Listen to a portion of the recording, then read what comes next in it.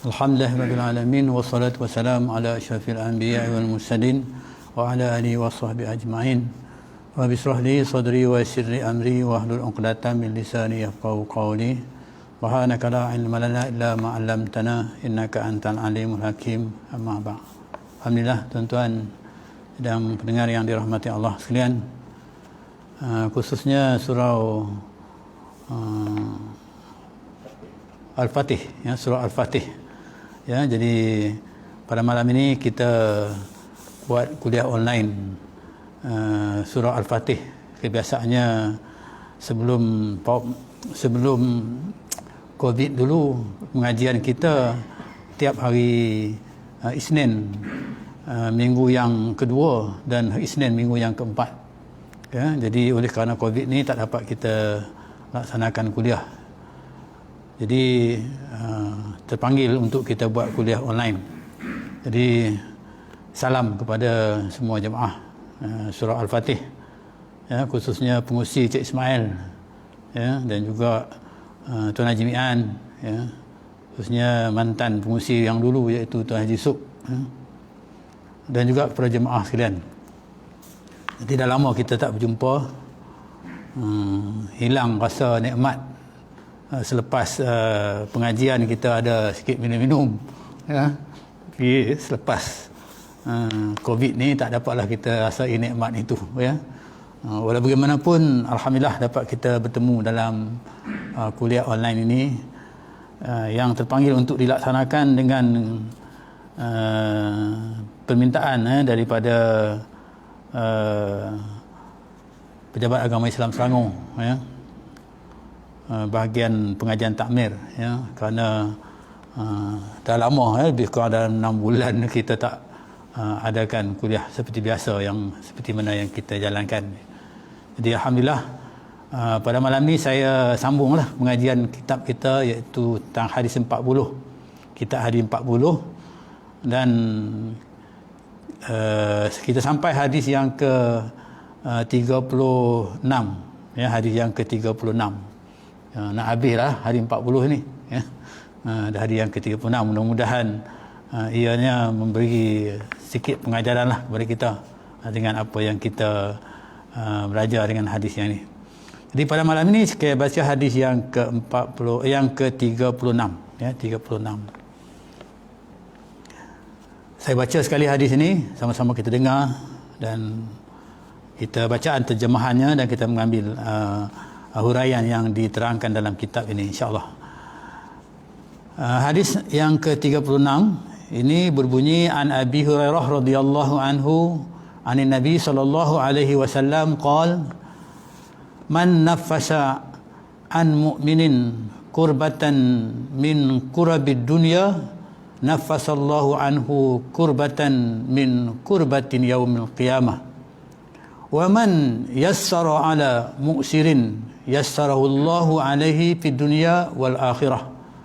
Wa man satara musliman satarahu Allahu fid dunya wal akhirah. Wallahu fi auni 'abdi ma kana al-'abdu fi auni akhihi. Wa man salaka tariqan yaltamisu fihi 'ilman sahhalallahu lahu bihi tariqan ila al-jannah.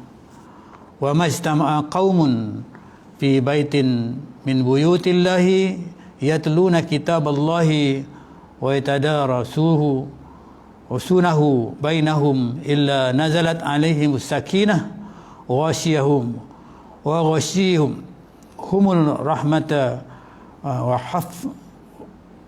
haffat humul malaika wa zakarahumullahu fiman indahu wa man abta'ah bihi amaluhu lam yusri' bihi nasabuhu. Rawahu Muslim bihadzal lafaz. Hadis ni agak panjang, ya. Insya-Allah kita akan baca sebahagian daripadanya untuk pada malam ini, ya, apa yang diperkatakan dalam kitab ini.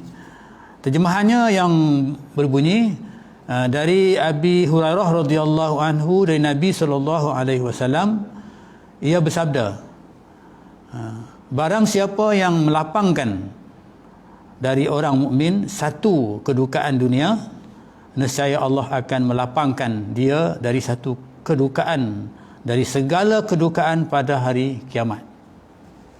Itu yang pertama, ya, Nabi sebut, man naffasa an mu'min kurbatan min kurbati dunya naffasallahu anhu kurbatan min kurabil yaumil qiyamah.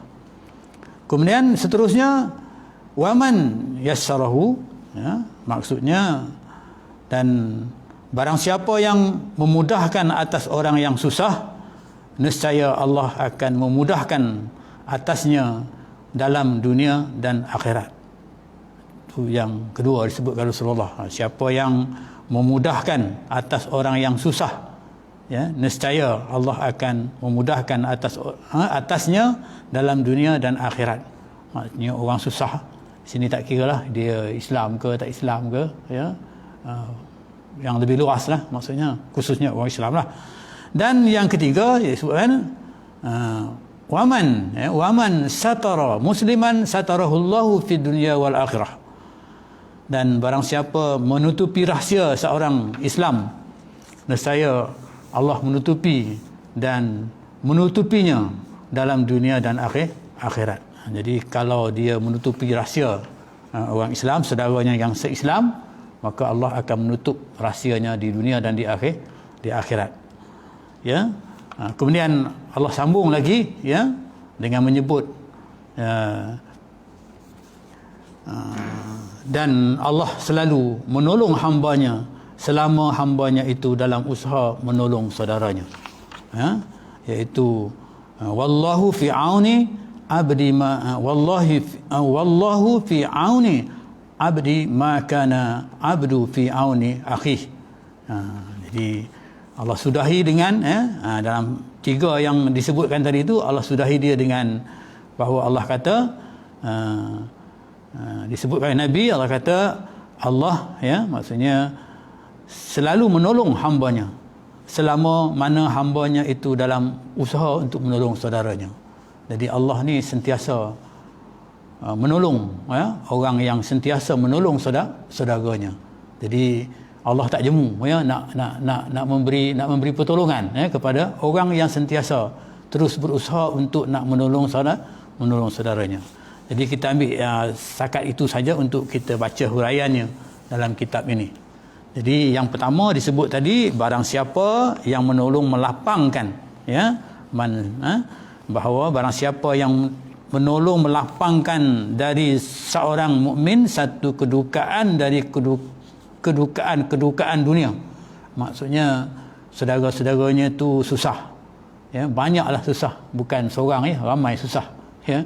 Macam zaman Covid kita sekarang ni kan, ramai yang susah, ya, yang sebelum ni mungkin tak pernah merasa susah, tapi sekarang ni rasa susah, ya, susah. Maksudnya kedukaan, segala kedukaan di dunia yang sangat menggelisahkan hati dan perasaan. Jadi ada yang maksudnya susah, ya, daripada kerja kena berhenti kerja, kan, daripada orang kata bekerja tak boleh pergi bekerja, ya, itu susah, ya.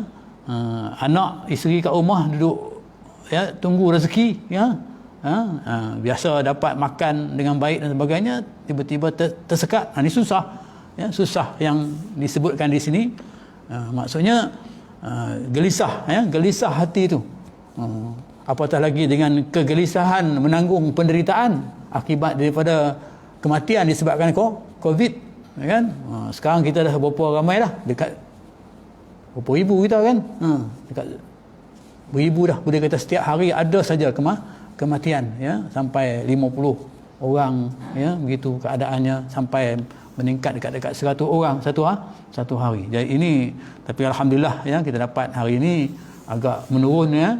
Kita doakan mudah-mudahan ianya dapat, ya, memberi kesan lah apa tindakan kita katakan PKP yang disambungkan ini, mudah-mudahan, ya, kita harapkan begitulah, ya. Jadi itu dikatakan susah, ya, susah tentang gelisah tentang menanggung penderitaan itu, ya. Nescaya Allah akan melapangkan pula, ya, daripadanya mungkin bagi orang yang menyelesaikan, melapangkan susah orang yang kita sebutkan tadi itu, maka Allah akan melapangkan dia dengan satu kedukaan, iaitu kedukaan pada hari kiamat. Jadi yang pertama ni Allah sebut melapangkan susah orang itu, maksudnya Allah akan melapangkan susah kita pada hari kiamat. Bila sebut susah hari kiamat ni, susah nak cerita lah. Susah hari kiamat ni susah nak cerita lah. Ya, mungkin kita dah tengok banyak hari-hari yang menceritakan bagaimana dibangunkan pada hari kiamat itu susah. Ya, jadi maksudnya susah dunia ni maksudnya taklah sebagaimana susah pada hari akhirat. Ya, jadi maksudnya digambarkan sini maksudnya beruntunglah ya orang yang kita katakan susah dunia ni, maksudnya sesusah-susah macam mana pun maksudnya kan ada juga orang boleh bantu ya, bantu kita kan. Tapi kalau di hari akhirat tak ada orang yang boleh bantu kita melainkan Allah Subhanahu wa taala sahaja yang boleh membantu kita. Jadi susah di hari akhirat tu sangat lebih, orang kata persentasenya daripada susah di dunia ini, sehingga kan dikatakan api di dunia ini ya dibandingkan dengan api akhirat tu jauh beza sangat kan, berapa ribu kali ganda kepanasan api di dunia ini dibandingkan dengan kepanasan api di hari akhirat itu tak dapat. Tengok gambarkan di padang mahsyar, diceritakan, selalu kita dengar cerita tentang bagaimana panasnya di padang mahsyar itu sampai peluhnya ya, sampai ke dagu, dikatakan begitu sekali ya, hebatnya maksudnya ya. Jadi bagaimana keadaan itu. Jadi kalaulah penderitaan ketika itu maksudnya ya, dengan sebab kita ni membantu saudara kita yang susah di dunia ini, itu bahagian yang Allah janji dengan kita yang disebutkan dengan lidah Nabi Muhammad sallallahu alaihi wasallam, maka ya tak dapat tidak maksudnya kita patut sangat bersyukurlah ya. Jadi apalah sangat apa yang kita tolong orang di dunia ini, tolong saudara kita di dunia ini, dibandingkan dengan Allah nak melapangkan kegelisahan kita di hari akhirat ini. Di dalam bab ini kenapa begitu ya, disebut begitu kerana apa? Balasan tu dibuat pada hari akhirat.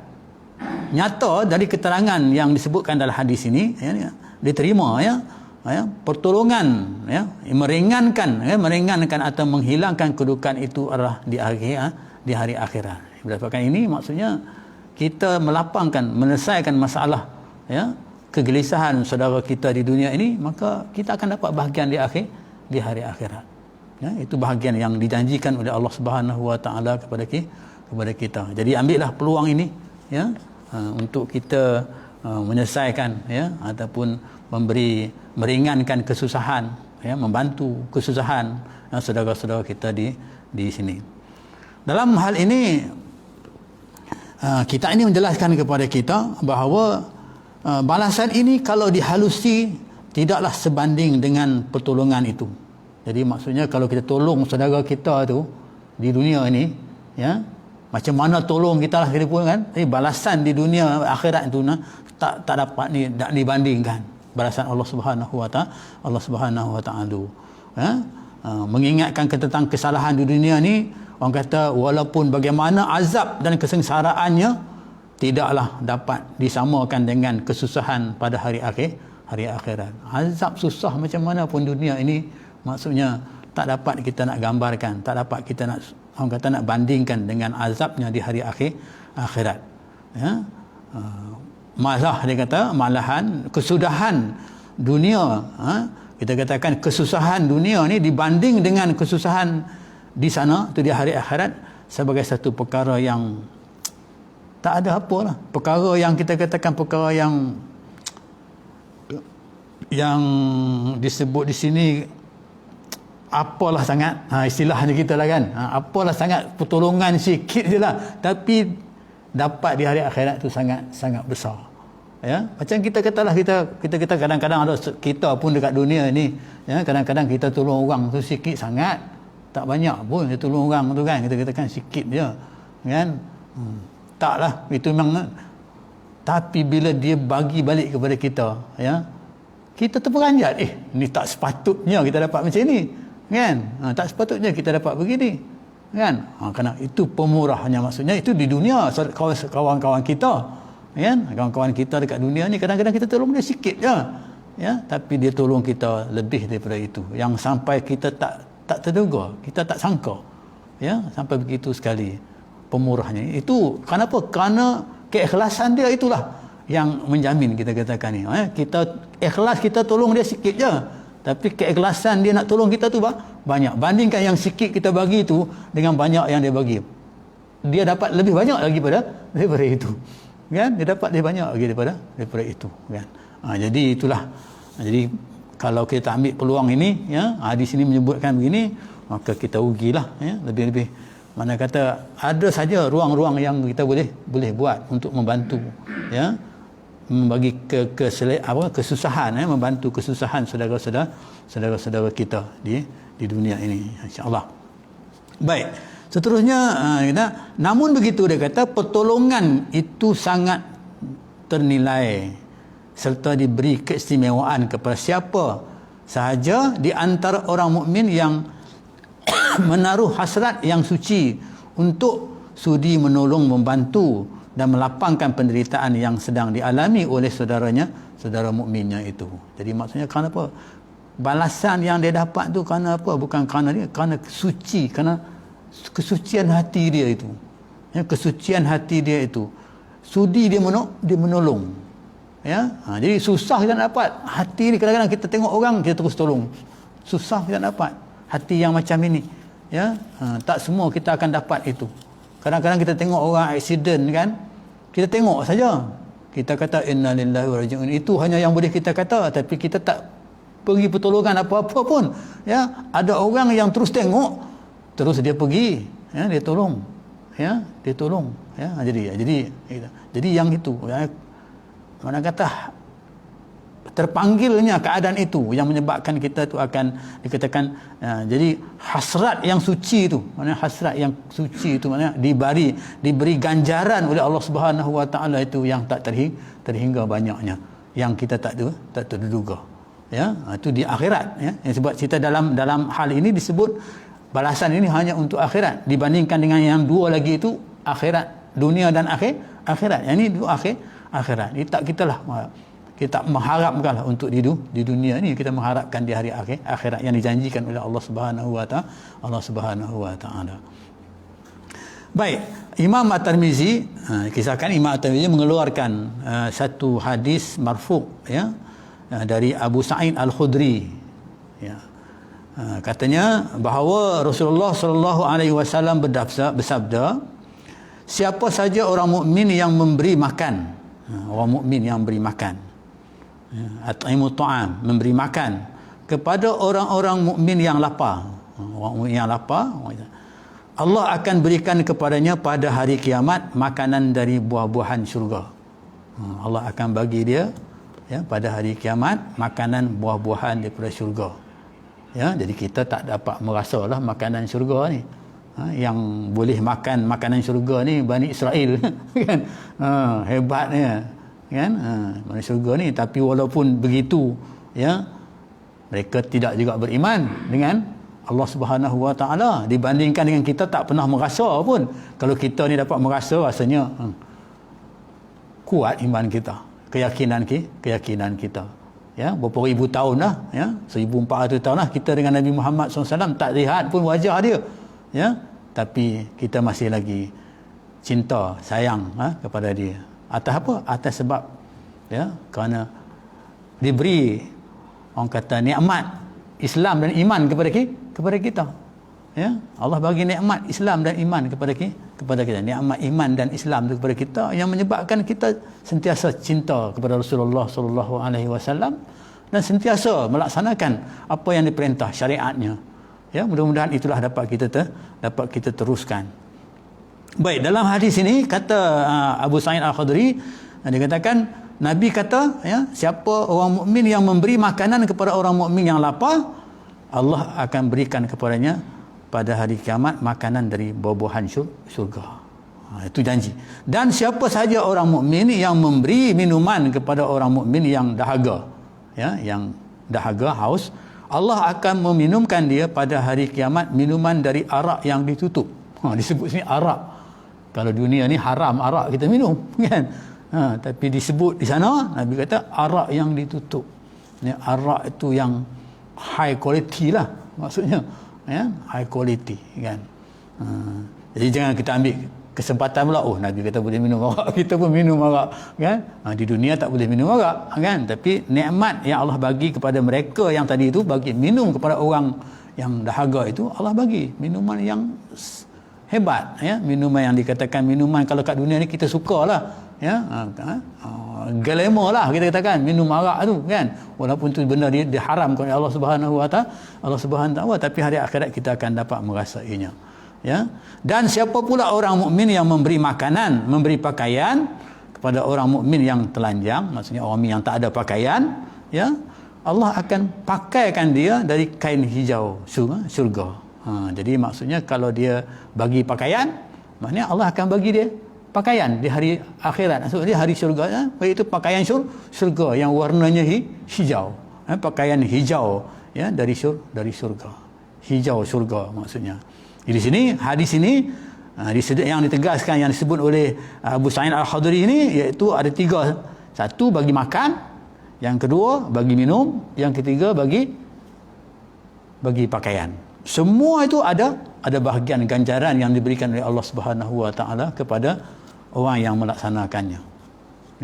Jadi bahkan kalau kita katakan bagi makan, bagi makanan, ini orang kata Islam sangat tuntut lah, ada kita at'imu ta'am, bagi makan, ini satu benda, satu amalan yang sangat baiklah kita kata, bagi makan, juga bagi minum dan juga bagi pakai. Ini asasi, benda-benda asasi yang perlu mendapat pertolongan daripada saudara sesama Islam. Itulah ganjaran yang diberikan oleh Allah Subhanahu Wa Taala. Jadi hari ini mungkin makanan, ada, kita katakan dengan bila ada COVID ni, kita katakan PKP ni tak boleh bergerak dan sebagainya, mungkin makanan terhad, produk makanan pun tak boleh nak mengeluarkan dengan banyak dan sebagainya, maka terhad makanan itu. Mungkin ada orang yang berkemampuan yang lebih daripada itu, mungkin dapat salurkan. Inilah peluang, yang sebutlah hadis, inilah peluang. Maksudnya mana kata dunia yang kita dapat nikmat ini, kita ada orang yang banyak duit, orang yang kita katakan rezeki yang Allah bagi ni, gunakan rezeki ni untuk dapat bahagian balik di hari akhirat. Tu dia kata ad-dunya mazratul akhirah, dunia ni ladang untuk akhirat. Maksudnya dunia ni kita dapat nikmat daripada Allah Subhanahu Wa Taala, kekayaan dan sebagainya. Kita contohlah kita ni kalau PKP tak keluar marah, duit kita banyak, kan? Kita boleh beli dan sebagainya, kan? Begitu sampai. Jadi bantulah dalam keadaan ini. Kita tengoklah hari ni macam David Liu, kan? Contohnya David Liu, kan?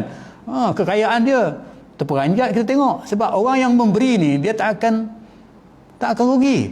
Orang yang sedekah ni dia tak akan hilang. Dia kata la in syakartum la azidanakum. Maksudnya sekiranya kamu bersyukur maka aku tambah. Kamu bersyukur dengan nikmat Allah yang banyak, sekarang ni aku tambah lagi, tak kurang.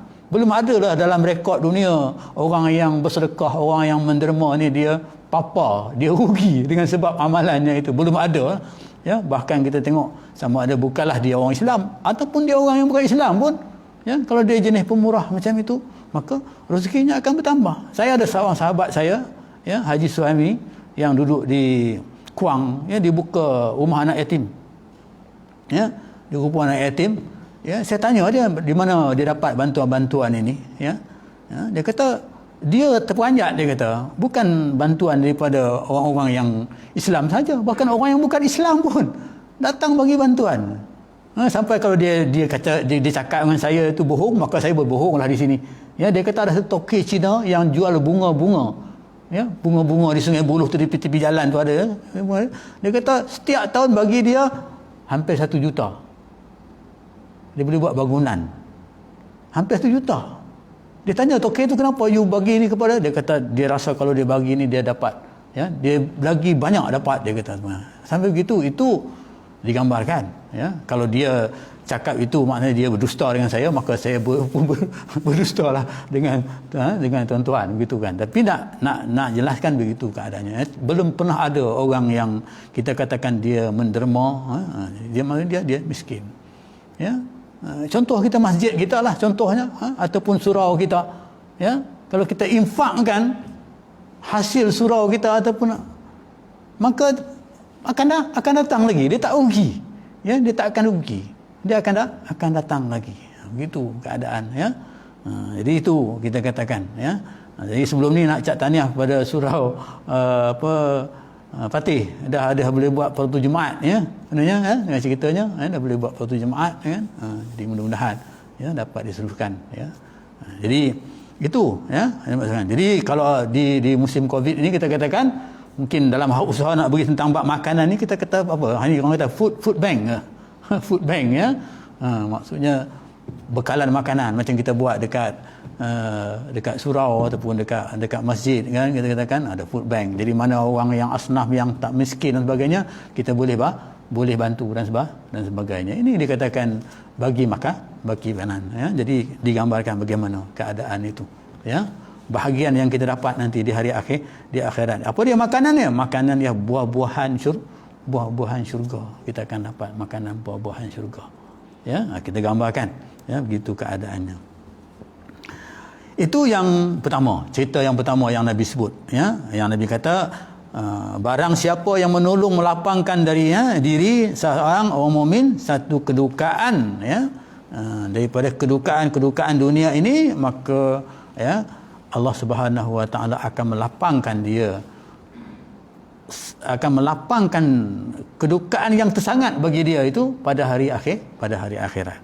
Seterusnya yang kedua, ya, yang diterangkan oleh Nabi sallallahu alaihi wasallam dalam huraian hadis ini, dia katakan iaitu yang kedua menolong, ya, itu menolong mukmin yang menolong saudaranya, yang kita katakan menegaskan bahawa yang diberikan kepada orang mukmin yang menolong saudaranya di dunia untuk melepaskan satu atau sekurang-kurangnya mengurangkan penderitaan kesusahan dalam perkara makan dan minum yang disebutkan tadi. Dan yang kedua seterusnya, lanjutan daripada yang tadi, yang kedua seterusnya dia katakan iaitu tentang orang mukmin, ya, seorang mukmin yang kita katakan yang memudahkan orang yang payah atau yang sedang kesempitan.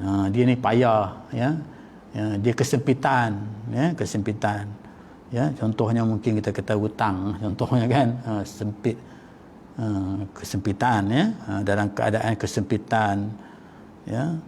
Jadi Allah kata Allah akan, ya, mendapat kemudahan. Allah akan memberi kemudahan, mendapat orang yang tolong itu, orang akan mendapat kemudahan dari Allah dalam dunia dan akhirat.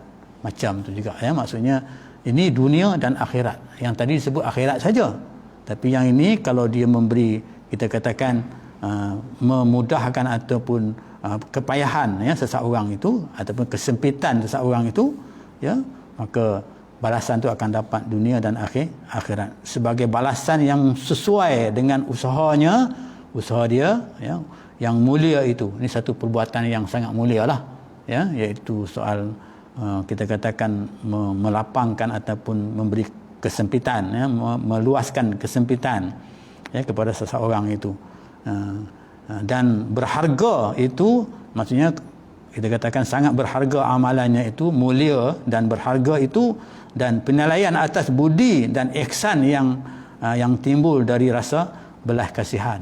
Kerana dia kesian tengok, ihsan maksudnya dia kesian tengok, macam Allah kesian kita lah, ya. Maksud dosa ni banyak kita buat, kan, tapi Allah kesian dengan kita, ya. Allah suruh taubat, kan, kita bertaubat.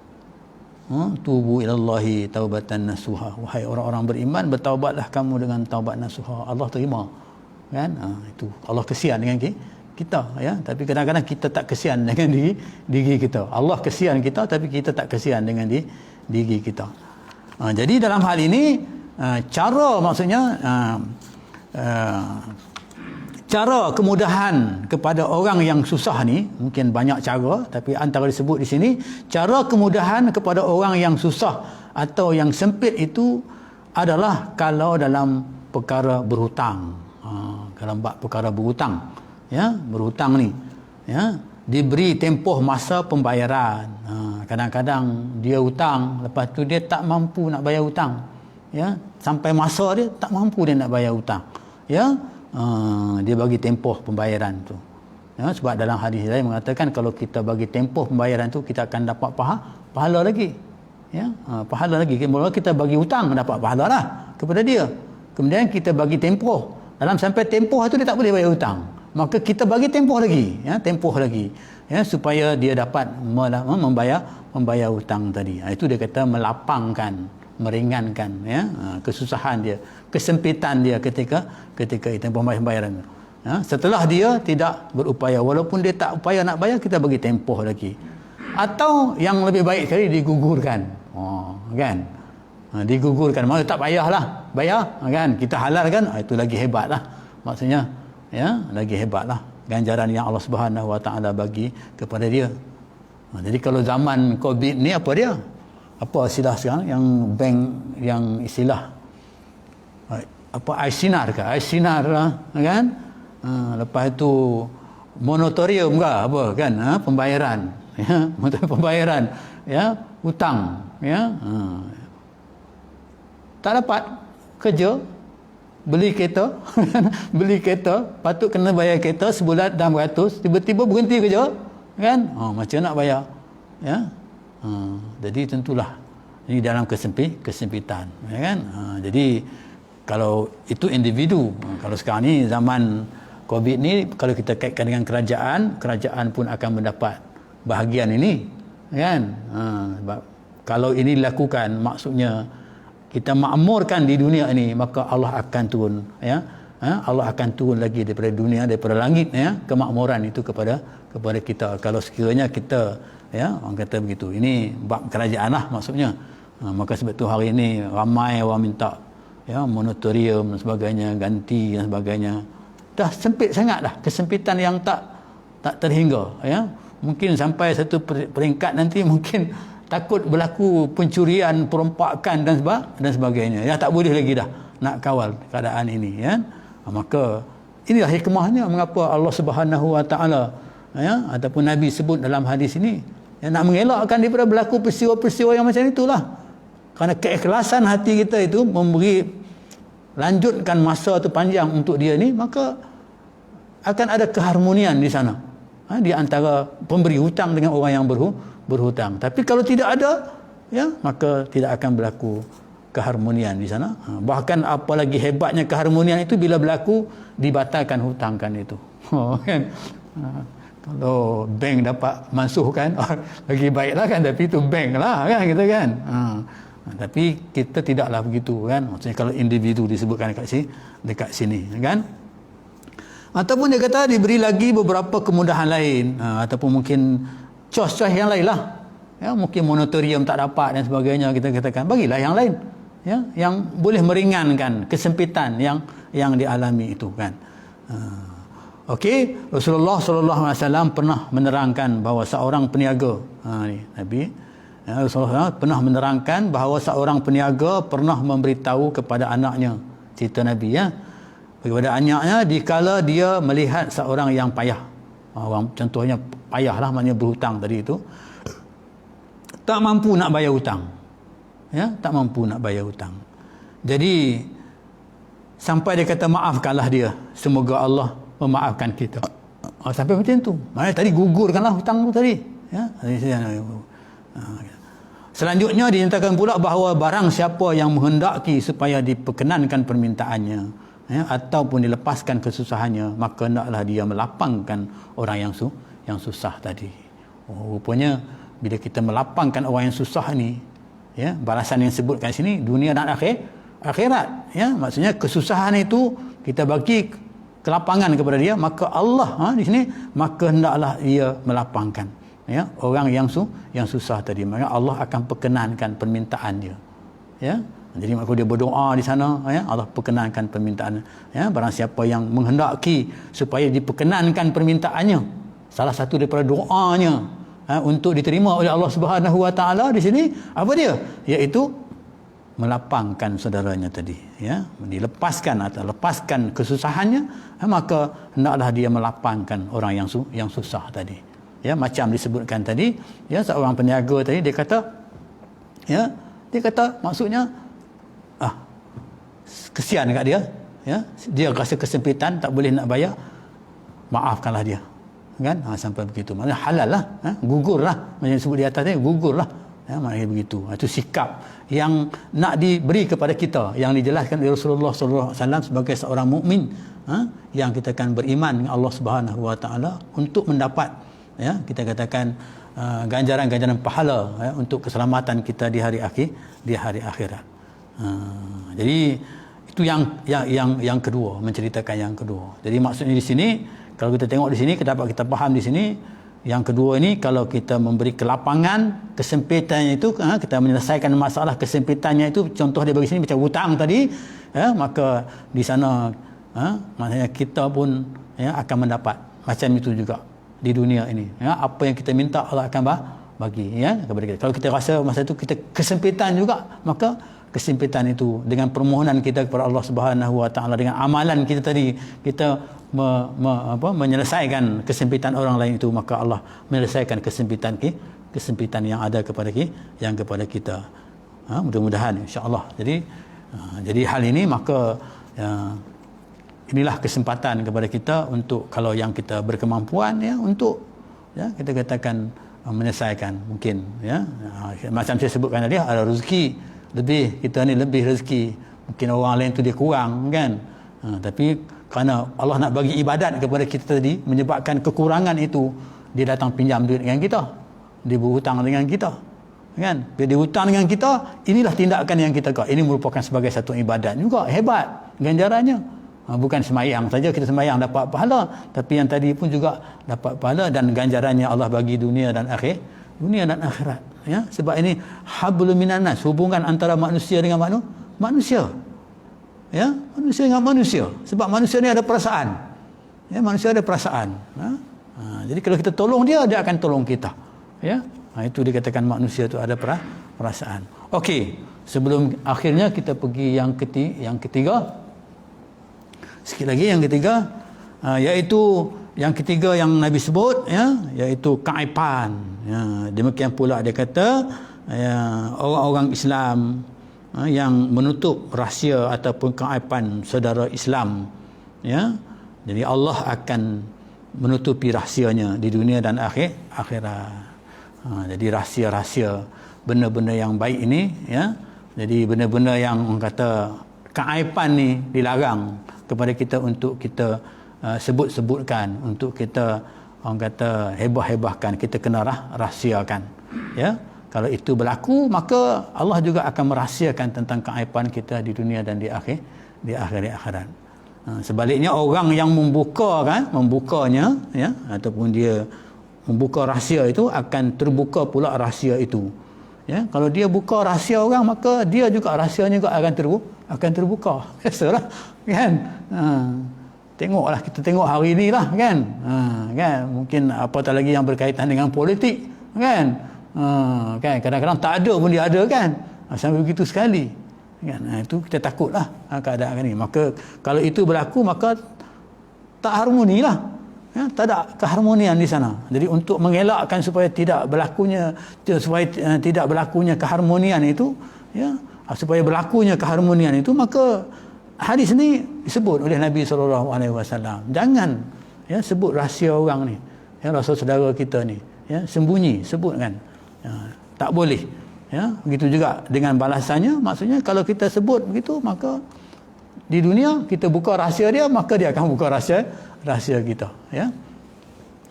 Okey ya, antara dia kata sebutnya, antara golongan orang-orang salaf ada yang mengatakan bahawa orang-orang yang tidak pada mereka keaiban Dia tidak ada keaiban orang itu.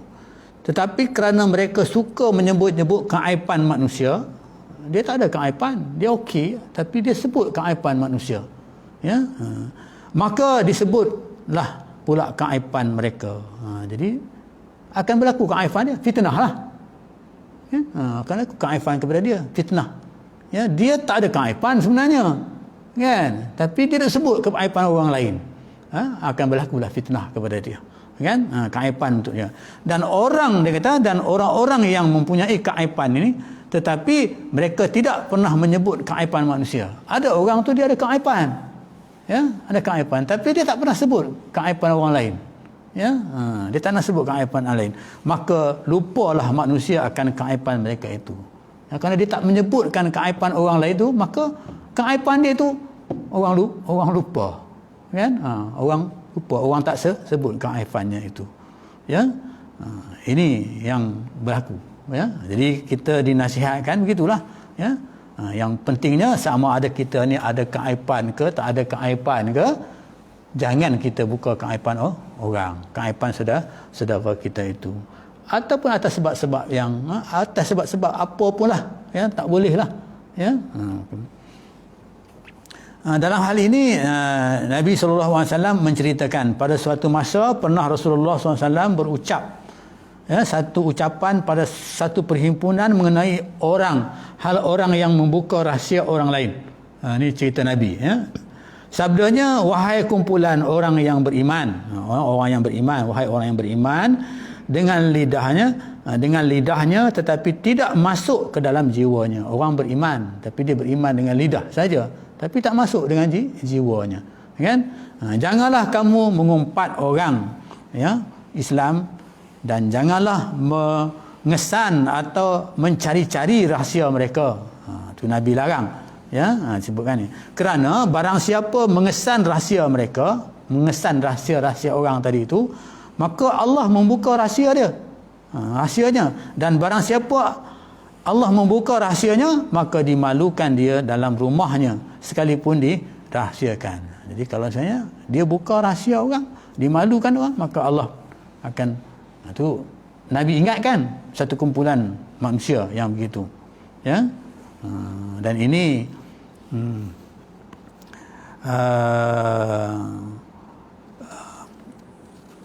pernah berlaku kepada Talhah, ya, Talhah, ya. Di mana Talhah ni, ya, dia satu ketika dia tengok Sayyidina Umar ni pada waktu malam pergi rumah seorang perempuan, ya, seorang, ya, turut pergi. Dia kata Talhah ni, dia tengok, dia terpandang Sayyidina Umar, ya, Sayyidina Umar ni sedang berjalan masuk ke rumah orang perempuan, ya. Kemudian dia pun besoknya, malam besok dia ikut pergi tengok sama. Bila dia pergi tengok sama, maka dia tanyalah perempuan tadi, ya, rupanya dia kata perempuan tu ialah seorang yang buta, lumpuh. Kemudian tanya perempuan ni, siapa laki-laki yang masuk tu, ada yang laki-laki yang masuk malam tu, yang berjumpa dengan kamu ni. Dia kata begitu. Jadi kata perempuan tadi itu, dia kata dia kata kamu tak tahukah bahawa sesungguhnya lelaki yang datang itu, dia datang menyelesaikan, mengeluarkan aku daripada kesusahan, membantu aku lah, maksudnya membantu aku, ya. Dia bukanlah datang, jadi bila Talhah dengar macam itu, dia rasa menyesal. Dia rasa menyesal. Kenapa? Kerana dia kata, macam dia ni seolah-olah nak siasat lah Sayyidina Umar dulu, kan, tentang keadaannya itu, kan. Tapi dia rasa menyesal dengan keadaan itu. Dan akhirnya dia kita katakan dia tanya diri dia lah. Dia kata, ya apalah Talhah ni macam ni. Dia rasa kesal lah dengan diri dia. Tak sepatutnya Talhah ni buat begitulah, mencari rahsia orang. Sebenarnya rahsia Sayyidina Umar Al-Khattab itu. Jadi iktibar daripada insiden yang berlaku itu, maka di sana dapatlah Kalau berlaku kepada kita lah, kita pun begitu juga. Kalau berlaku kepada kita, maka kita naklah kita kata bertaubat lah, maksudnya dalam keadaan itu. Kalau hari ini dikatakan persepsi, kadang-kadang kita ni persepsi yang demikian, tapi sebenarnya tak seperti mana yang kita persepsi itu sebenarnya salah. Jadi saya berhenti setakat itu. Aku qouli hadza, insyaallah kita akan sambung pada masa yang berikutnya. Aku qouli hadza wa astaghfirullahalazim billahi taufiq hidayah. Assalamualaikum warahmatullahi wabarakatuh.